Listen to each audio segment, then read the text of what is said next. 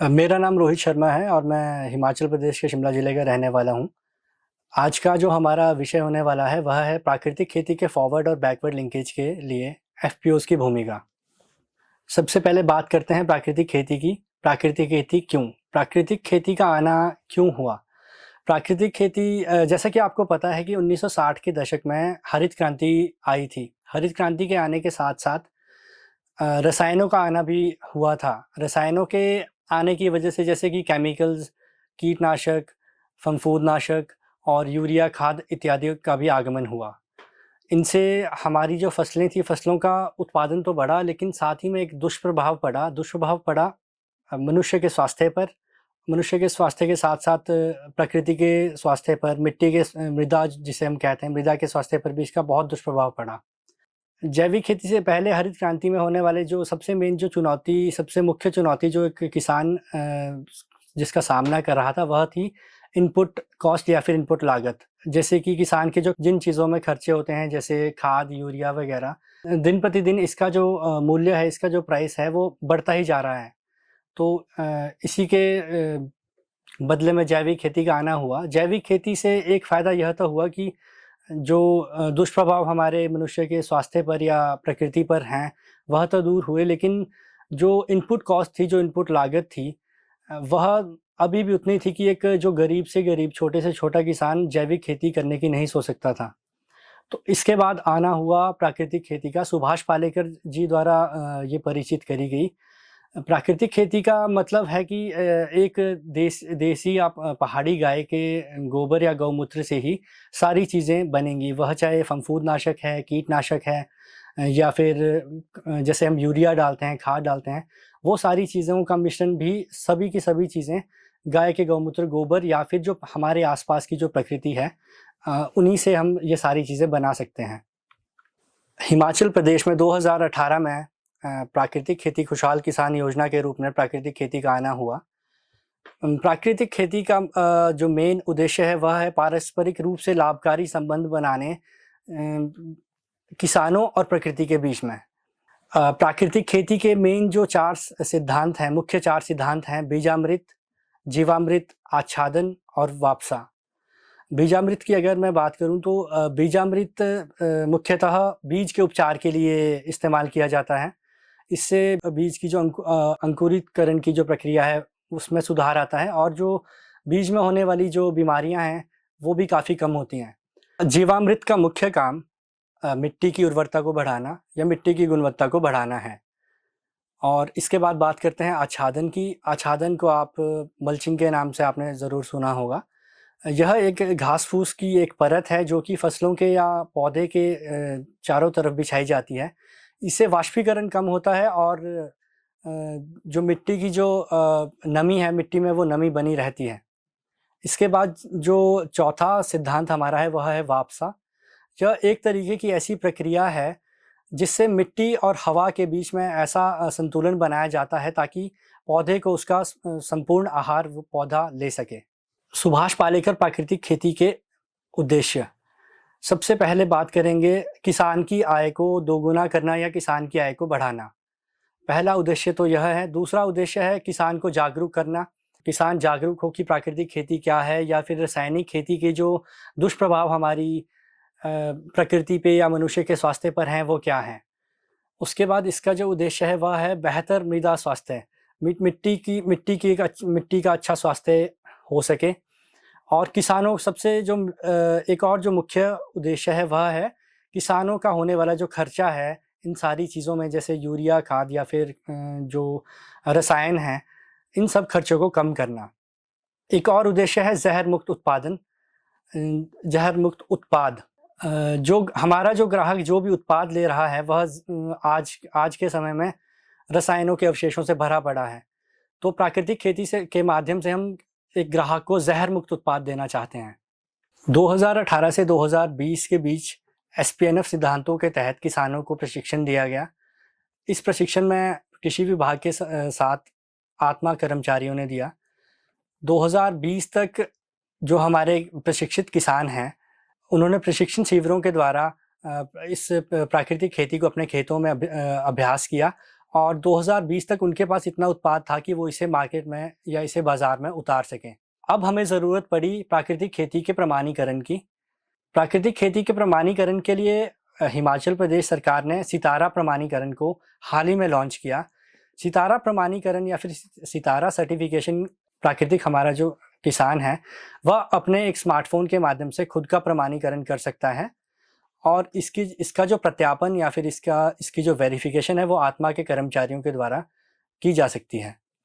2021 दिसंबर में मुझ जैसे 6 और एफपीसी फेलोज़ की ऑनबोर्डिंग हुई और 2022 सितंबर तक हिमाचल प्रदेश में 7 एफपीसी का पंजीकरण हुआ, जिसमें सिर्फ प्राकृतिक खेती करने वाले किसानों को ही जोड़ा गया।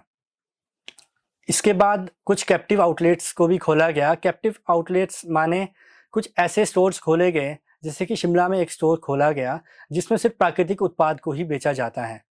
इससे प्राकृतिक खेती करने वाले किसान को बहुत ज़्यादा मदद मिली, क्योंकि उसे एक मंच मिला जहाँ से वो अपना जो प्राकृतिक उत्पाद है वो कैप्टिव आउटलेट के थ्रू वहाँ से अपना जो उत्पाद है वहाँ बेच सकता है।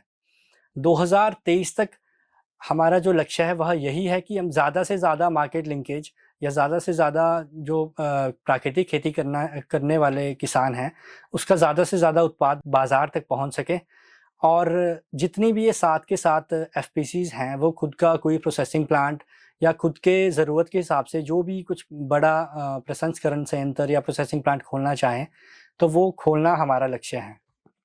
अब बात करते हैं चौपाल एफपीसी की प्रगति। अभी तक चौपाल ब्लॉक के 26 पंचायतों में मैं 400 से 500 किसानों से मिल चुका हूँ।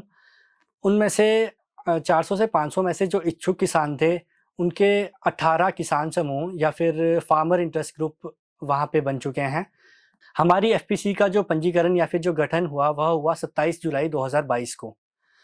अब तक 41 किसान इसके शेयर धारक हैं और 50 से अधिक और किसान अभी इसका शेयर धारक के रूप में इससे जुड़ना चाहते हैं। शेयर पूंजी अभी तक हम 1 लाख के करीब एकत्रित कर चुके हैं और बिज़नेस की शुरुआत में अगर मैं कहूँ तो हमारा जो 7 से 8 शेयर धारकों का जो सेब था वो हमने 6 से 7 राज्यों में भेजा है।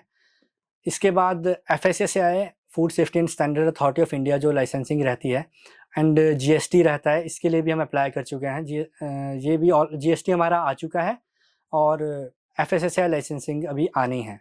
मार्केटिंग के रूप में अगर हम देखें तो हमारा मेन जो मकसद है वह यह है कि ऐसे खरीदार जो सिर्फ जैविक या प्राकृतिक उत्पाद लेते हों और बड़ी मात्रा में लेते हों, हम उनसे अपनी पहचान कर सकें। तो ऐसे खरीदारों से हम एमओयूज़ साइन कर सकते हैं और चौपाल नेचुरल एफपीसी ने ऐसे एक एमओयू साइन करा भी है।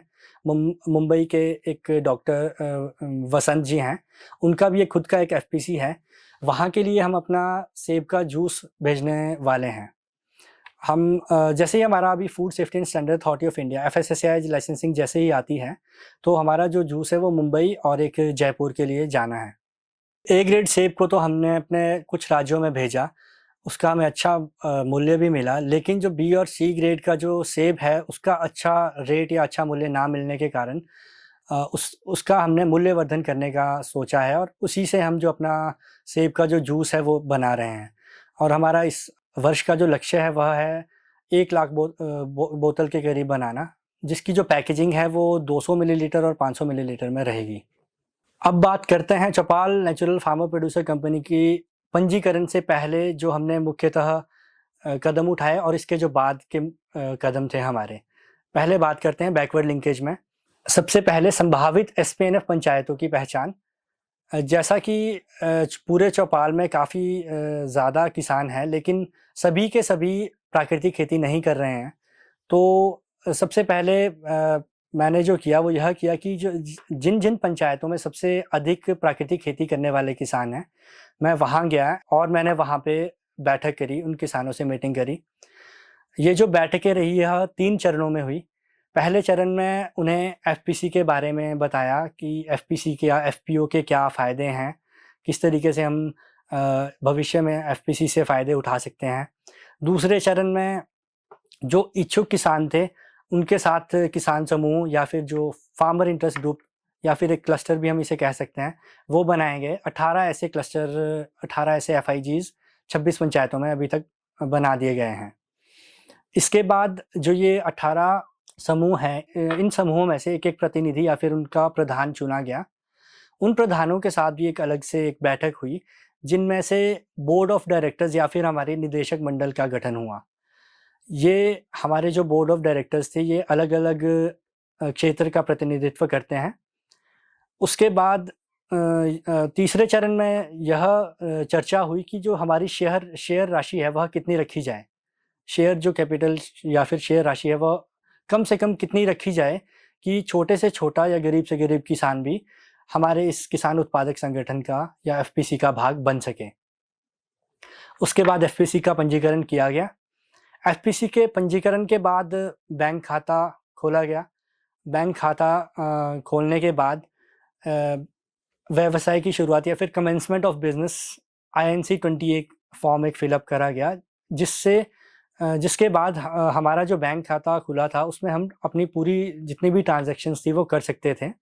इसके बाद शेयर पूंजी का संग्रह किया गया। जो भी इच्छुक किसान थे, उनसे शेयर इकट्ठा किया गया। बोर्ड की बैठकें बुलाई गई और AGM या फिर एनुअल जनरल मीटिंग भी करी गई। अंतर्राज्यीय सेब व्यापार भी करा गया और इन बैठकों में यह चर्चा की गई और यह डिसाइड हुआ कि B और C ग्रेड की हम वैल्यू एडिशन या फिर मूल्यवर्धन करेंगे और इसका जूस बनाएंगे। जैसा कि मैं आपको बता चुका हूँ कि 26 पंचायतों में 400 से ज़्यादा किसानों से मैं मिला हूँ। ये उन्हीं जो 3 चरणों में जो मेरी जो बैठकें रही हैं, उन्हीं की ये कुछ तस्वीरें हैं। एफपीसी पंजीकरण के के लिए जो सभी समूहों के नेताओं को बुलाया गया था। जो 18 समूह या 18 एफआईजी हैं, उन्हें सभी को बुलाया गया था। इस बैठक का मुख्यतः यह एजेंडा था कि इसमें AOA यानी आर्टिकल ऑफ एसोसिएशन और MOA मेमोरेंडम ऑफ एसोसिएशन के ऊपर चर्चा होनी थी, जिसे हम बायलॉज भी कह सकते हैं। AOAs या MOAs का मतलब यह है कि कंपनी किन कानूनों का या किन नियमों का पालन करते हुए इस कंपनी को काम करना है। और इस बैठक में यह भी निर्धारित किया गया कि ये जो 5 निदेशक मंडल के जो 5 हमारे बोर्ड ऑफ डायरेक्टर या निदेशक हैं और 5 प्रमोटर हैं, वह कौन होंगे। और चौपाल नेचुरल एफपीसी लिमिटेड का 27 जुलाई 2022 को पंजीकरण हुआ। 5 निदेशक मंडल और 5 प्रमोटर के साथ 10 लोगों के साथ इस एफपीसी का गठन हुआ। पंजीकरण होने के बाद चौपाल नेचुरल एफपीसी लिमिटेड का उद्घाटन समारोह रखा गया, जिसमें 220 से ऊपर किसान हमारे बीच में थे। हमारे इस उद्घाटन समारोह मुख्य अतिथि थे नौनी विश्वविद्यालय के कुलपति डॉक्टर राजेश्वर सिंह चंदेल जी। उद्घाटन समारोह में हमने एक किसान मेला भी आयोजित किया, जिसमें कि जो हमारे चौपाल के छोटे-छोटे जो सेल्फ हेल्प ग्रुप्स हैं, उन्होंने भी भाग लिया और अपने जो भी उत्पाद उन्होंने बनाए थे, वो इस उद्घाटन समारोह में उन्होंने लाए थे। अब जो सबसे बड़ी उपलब्धि हमारे लिए थी, वह यह थी कि हिमाचल की यह जो एफपीसी बनी थी, वो प्राकृतिक खेती की पहली एफपीसी हिमाचल प्रदेश की चौपाल नेचुरल फार्मर प्रोड्यूसर कंपनी बनी थी। अब बात करते हैं अवसर और सुविधा बैकवर्ड लिंकेज के दौरान। सबसे पहला जो फ़ायदा या अवसर हमारा जो था, वह था उपलब्ध मंच।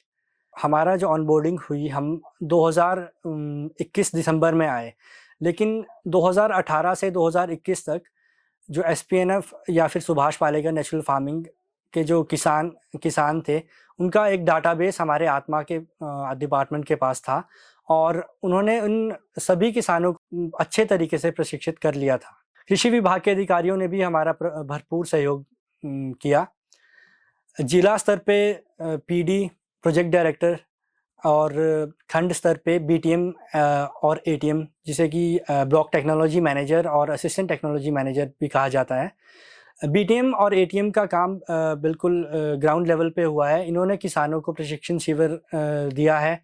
हर एक किसान को किस तरीके से प्राकृतिक खेती करनी है, किस तरीके से जीवामृत, घन जीवामृत, ये सारी चीज़ें बनानी है, ये सारा काम BTM और ATM ने करा है। इसके बाद जो तीसरा जो अवसर हमारे पास था, वह था जो प्रेरित किसान था। प्रेरित किसान, जिस भी किसान को प्राकृतिक खेती करने के बाद अच्छा परिणाम मिला, उसके साथ और भी किसान दिन ब दिन जुड़ते गए। इसके बाद बात करते हैं बैकवर्ड लिंकेज के दौरान चुनौतियाँ।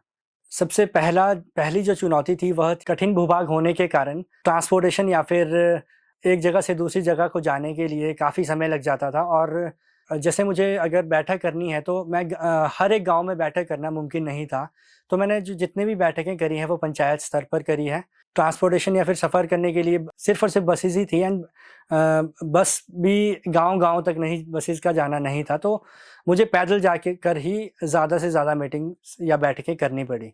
इसके बाद जो सबसे बड़ी चुनौती रही है वह यह रही है, जो हमारे जो किसान हैं उनके पास बहुत ही कम भूमि है, और जो भूमि है भी वो काफ़ी बिखरी हुई भूमि है।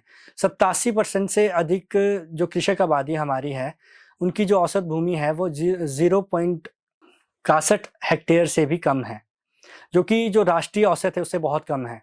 इसके बाद जो तीसरी चुनौती जो मेरे सामने थी वह थी हिमपात या फिर स्थानीय मेले। दिसंबर से फरवरी के बीच में काफ़ी बर्फ़बारी होने के कारण जो सड़कें थी वह बंद पड़ जाती थी, तो आवागमन भी रुक जाता था, एक जगह से दूसरी जगह मैं नहीं जा पाता था, और जो बैठकें हैं या मीटिंग्स हैं वो मैं नहीं कर पाता था। फरवरी से अप्रैल के बीच में 30 से 40 दिनों तक चौपाल का जो स्थानीय क्षेत्र है, यहाँ पे कुछ मेले लगते हैं या फिर त्योहार होते हैं, जहाँ पे ये एक गाँव या एक पंचायत के लोग दूसरे गाँव के लिए जाते हैं, और वहाँ पे 1 से 2 दिन के लिए मेला लगता है।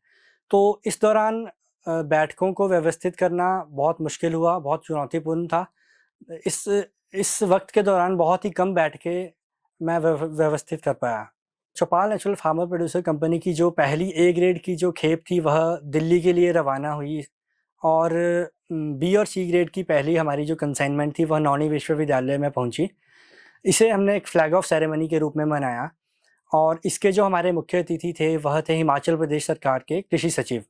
फ्लैग ऑफ सेरेमनी में हमने जितनी भी हमारी जो 6 एफपीसीज़ हैं, इन सभी एफपीसीज़ के निदेशकों को आमंत्रित किया था। यह कुछ समाचार पत्र के तस्वीरें हैं। फॉरवर्ड लिंकेज में इन समाचार पत्रों के जो तस्वीरें हैं, इन्होंने हमारी बहुत मदद की। इसके थ्रू हमारी एक एडवर्टीज़मेंट हो गई कि चौपाल नेचुरल फार्मर प्रोड्यूसर कंपनी एक ऐसी कोई कंपनी है जो कि प्राकृतिक उत्पाद बेच रही है।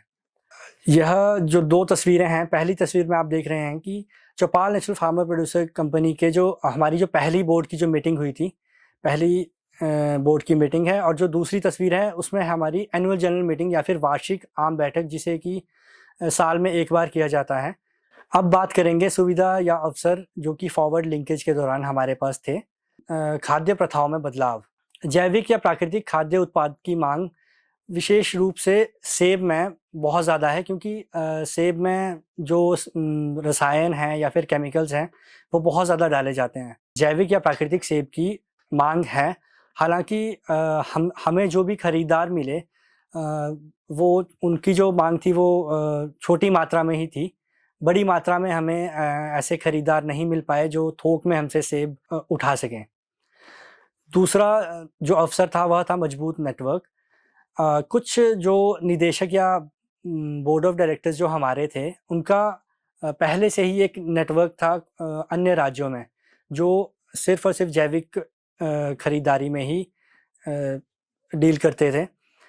परंतु यहाँ पे भी समस्या यही थी कि वो बहुत ही छोटी मात्रा में सेब ले रहे थे। थोक विक्रेता या ऐसा कोई खरीदार जो थोक में हमसे सेब ले सके, ऐसा कोई खरीदार हमें नहीं मिल पाया। इसके बाद तीसरा जो अवसर हमारे पास था वह था कृषि विभाग से समर्थन। जैसा कि मैंने बताया कि बी और सी ग्रेड का जो हम मूल्यवर्धन कर रहे हैं, उसमें हमारी जो मदद करी वो नौणी विश्वविद्यालय ने करी। उन नौणी विश्वविद्यालय के से ही हमारा जो सेब का जूस है वो उन्हीं के द्वारा हमारा जूस बनाया जा रहा है। इसके बाद बात करते हैं एफपीसी फॉरवर्ड लिंकेज के दौरान चुनौतियाँ।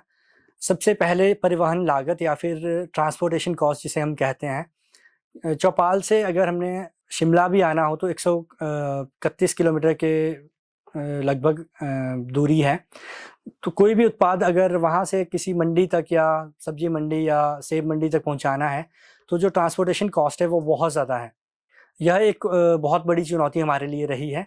इसके अलावा जो FSSAI का जो पंजीकरण के दौरान जैसे हमारा जो पंजीकरण हो रहा है उसमें हमारा खुद का प्रोसेसिंग प्लांट तो नहीं है। इसमें जो थर्ड पार्टी या फिर तीसरा पक्ष इन्वॉल्व है।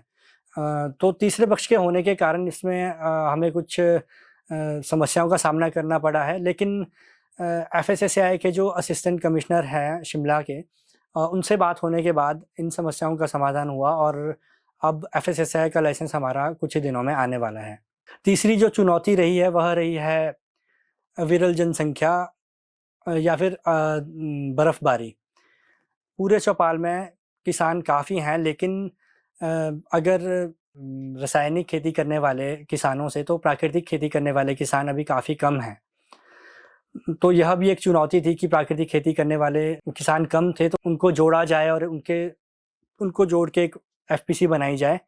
दूसरी चीज़, जब बर्फ़बारी होती है तो रास्ते बंद हो जाते हैं, तो उस दौरान अगर हम कोई भी चीज़ अपनी भेजना चाहें तो यह भी हमारे लिए एक बहुत ही बड़ी चुनौती बन जाती है। इसके बाद बात करें हम अगर हमारी FPC की फंडिंग की, तो नाबार्ड के साथ हमारा एक MOU साइन हो चुका है एंड नाबार्ड के थ्रू ही हमारे लिए एक फंडिंग होनी है।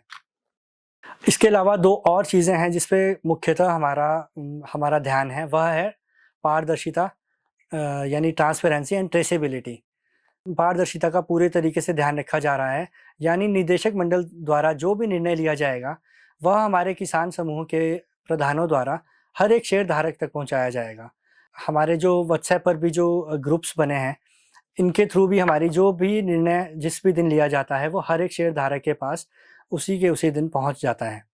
अगर आप लोगों का कोई भी प्रश्न, कोई भी डाउट रहता है तो आप मुझे इस जीमेल ID पे संपर्क कर सकते हैं। धन्यवाद।